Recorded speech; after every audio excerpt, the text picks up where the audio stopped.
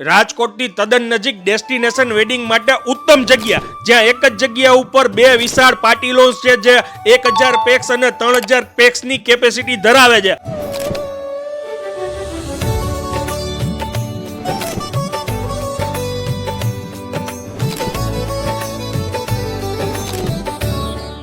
અને એટલું જ નહીં, તમારા વેવાય છે, સગાવાલા છે, એ જે કોઈ બી અહીંયા રહેણાંક કરશે તો એ ફોટા પાડીને થાકી જવાના છે.